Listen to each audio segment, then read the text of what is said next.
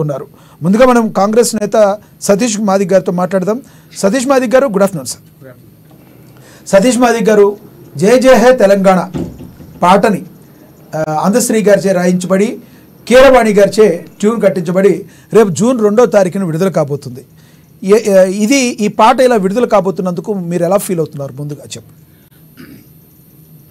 ముందుగా తెలంగాణ ప్రాంతానికి ఒక జాతీయ గీతం రావడం అనేది చాలా హర్షించదగ్గ విషయం. వాస్తవానికి తెలంగాణ ఉద్యమంలో కూడా ఈ యొక్క గీతం చాలా పాపులర్ అయింది. ఇప్పుడు దీన్ని రాసిన వ్యక్తి దళిత కులానికి చెందిన మాదిగ కులానికి సంబంధించిన అందశ్రీ గారు, వరంగల్ ప్రాంతానికి చెందిన వ్యక్తి. అయితే ఇతని పాటలు చాలా పాపులర్ కూడా అయినాయి. గతంలో నారాయణమూర్తి గారి సినిమాలో మాయమైపోతుండమ్మ మనిషి అయిన వాడు అనే ఒక సాంగు ఎంత పెద్ద పాపులర్ అయిందో మనందరికి కూడా తెలుసు.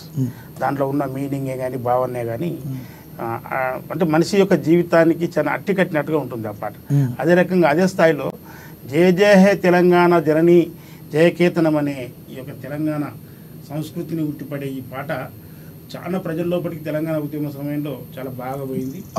అయితే ఇప్పుడు అదే పాటను నేడు జాతీయ గీతంగా కొన్ని చేర్పులు మార్పులు చేసి ముఖ్యమంత్రి రేవంత్ రెడ్డి గారు తీసుకుంటూ అదే రకంగా ఇంకొకటి కూడా గత ప్రభుత్వంలో 10 సంవత్సరాల్లో జరిగిన పొరపాటు కూడా ఏంటంటే ఈ పాటను జాతీయ గీతంగా తీసుకోకపోవడానికి బలమైన కారణం ఏంటంటే ఈ పాట రాసిన వాడు దళితుడు, దట్టు మాదిగ కులానికి చెందిన వ్యక్తుడు.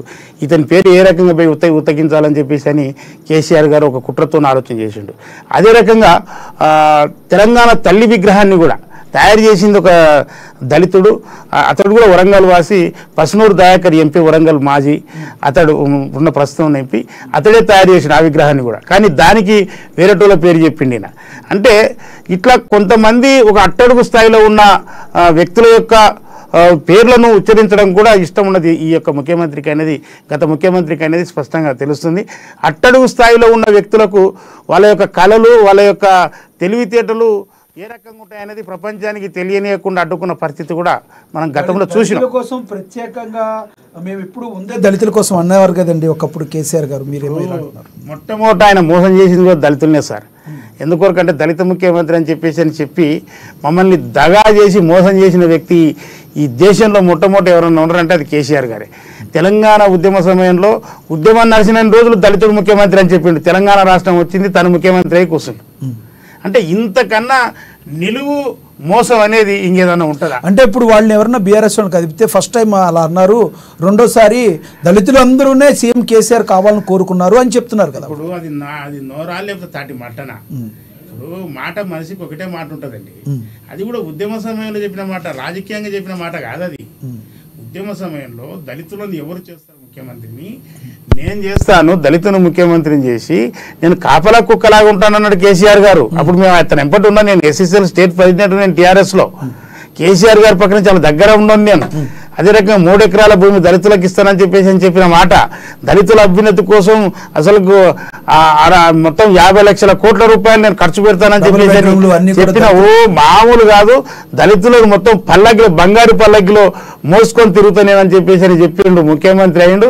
అదే దళితులను తొక్కితే మళ్ళీ అడ్రస్ లేకుండా మందకృష్ణ మాది అలాంటి ఒక ఉద్యమ నాయకుడిని జైల్లో పెట్టిన చరిత్ర కూడా ఇతనికే ఉన్నది.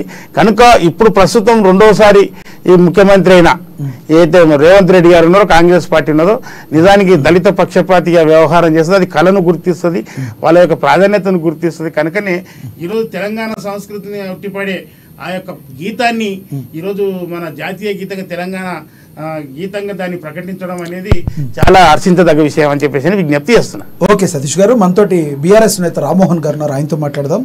రామ్మోహన్ గారు, గుడ్ ఆఫ్టర్నూన్ అండి.